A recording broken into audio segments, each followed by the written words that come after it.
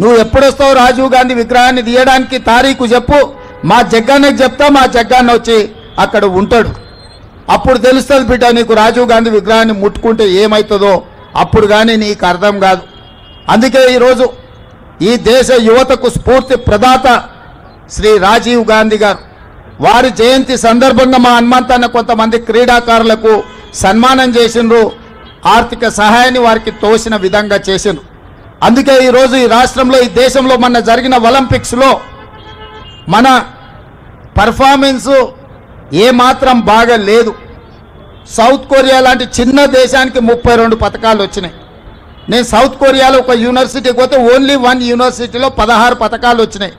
ఒకే ఒక అమ్మాయికి 3 gold medals వచ్చినాయి. వాళ్ళని చూసి నేర్చుకోవాల్సిన అవసరం ఉంది. అందుకే సౌత్ కొరియన్ స్పోర్ట్స్ యూనివర్సిటీ లాగా యంగ్ ఇండియా స్పోర్ట్స్ యూనివర్సిటీని తెలంగాణలో ప్రారంభిస్తున్నాం.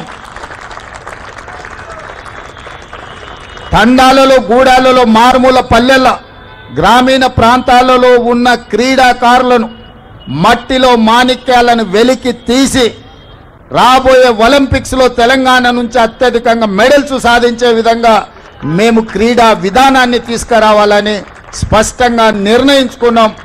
ఆ యూనివర్సిటీ పేరు యంగ్ ఇండియా స్పోర్ట్స్ యూనివర్సిటీ. ఎందుకంటే ఒక నూతన రక్తాన్ని ఈ దేశానికి ఆదర్శంగా నిలబెట్టాలని ఇవాళ మా మంత్రివర్గం నిర్ణయం తీసుకున్నది. ఇదే కాదు, SC, ST, BC, minority residential స్కూల్స్కి ఒక ఇంటిగ్రేటెడ్ అకాడమీని నిర్ణయించాలనుకున్నాం. ఆ ఇంటిగ్రేటెడ్ అకాడమీలకు కూడా యంగ్ ఇండియా రెసిడెన్షియల్ అకాడమీ అని చెప్పి మేము పేర్లు పెట్టాలని ఇవాళ మేము నిర్ణయం తీసుకున్నాం. యంగ్ ఇండియా అంటే తెలంగాణకు ఒక యంగ్ ఇండియన్ స్ఫూర్తినిచ్చేది ఇక్కడి నుంచే. కాబట్టి తెలంగాణ నుంచి ఈ యంగ్ ఇండియా అనే పదము 1920 నుంచి 1931 వరకు మహాత్మా గాంధీ గారు స్వతంత్ర పోరాటంలో ఒక పత్రిక నడిపినారు. ఆ పత్రిక పేరు యంగ్ ఇండియా.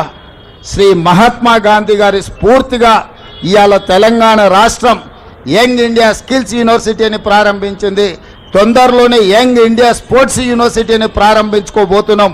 ఆ తర్వాత ఇంటిగ్రేటెడ్ రెసిడెన్షియల్ స్కూల్స్కి కూడా యంగ్ ఇండియా పేరు పెట్టి లక్షలాది మంది తెలంగాణలో ఎస్సీ, ఎస్టీ, బీసీ, మైనార్టీ విద్యార్థులకు ఉన్నతమైన చదువులు చెప్పించి వాళ్ళను డాక్టర్లుగా, లాయర్లుగా, ఇంజనీర్లుగా, సైంటిస్టులుగా మా హనుమంతన్న చెప్పినట్టు వాళ్ళని ఎమ్మెల్యేలుగా, ఎంపీలుగా తీర్చిదిద్దే బాధ్యత కాంగ్రెస్ పార్టీ తీసుకుంటుందని చెప్పి నేను ఈ సందర్భంగా తెలియజేయదలుచుకున్నా.